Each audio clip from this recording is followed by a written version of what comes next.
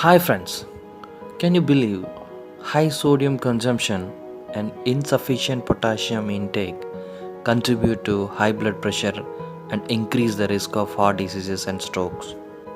33 lakh people are dying annually due to alcohol consumption.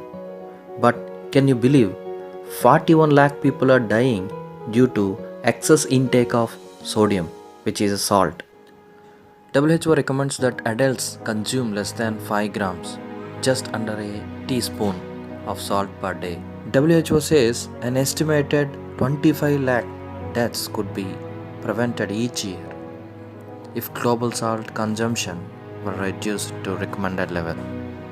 Salt in the diet can come from processed foods either because they are particularly high in salt, such as ready meals, processed meats like bacon, ham, and salami, cheese, salty snack foods, and instant noodles, among others, or because they are consumed frequently in large amounts, such as bread and processed cereal products. Salt is also added to food during cooking or at the table as soy sauce, fish sauce, and table salt. Increasing production of more and more processed food, rapid urbanization, and changing lifestyles are transforming dietary patterns. Highly processed foods are increasing in availability and becoming more affordable. People around the world are consuming more energy dense foods that are high in saturated fats, trans fats, sugars, and salt. Salt is the primary source of sodium, and increased consumption of sodium is associated with hypertension and increased risk of heart diseases and stroke. Sodium is an essential nutrient necessary for maintenance of plasma volume, acid base balance, transmission of nerve impulses, and normal cell function. Excess sodium is linked to adverse health outcomes, including increased blood pressure.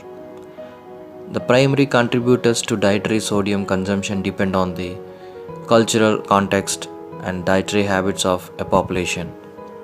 Sodium is found naturally in variety of foods such as milk, meat, and shellfish.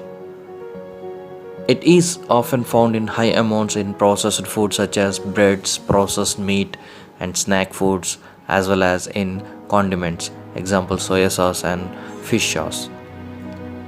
Sodium is also contained in sodium glutamate, used as a food additive in many parts of the world.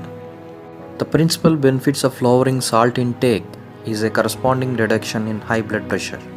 Salt consumption at home can be reduced by not adding salt during the preparation of food, not having a salt shaker on the table, limiting the consumption of salty snacks, choosing products with lower sodium content. Food has no flavor without salt. This is a misperception about salt reduction. Yes, this may be true at first, but our taste buds soon become accustomed to less salt, and you are more likely to enjoy food with less salt and more flavor. Only old people need to worry about how much salt they eat. This is one more misperception out there. Eating too much salt can raise blood pressure at any age. WHO is saying recently people with pre-existing non-communicable diseases also appear to be more vulnerable to becoming severely ill with the coronavirus. These non-communicable diseases include cardiovascular diseases, chronic respiratory diseases, diabetes, and cancer. Potassium can mitigate the negative effects of elevated sodium consumption on blood pressure. Adults should consume at least 3.5 grams of potassium per day according to new guidelines issued by the WHO. Intake of potassium can be increased by consuming fresh fruits and vegetables.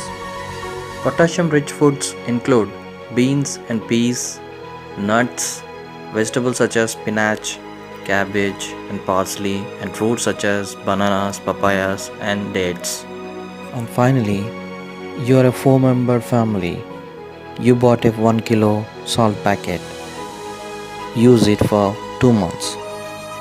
If you are using below 2 months, you are in danger zone. Please check it once. Thanks for the listening. If you like the video, please share it to your friends and your colleagues. Bye bye.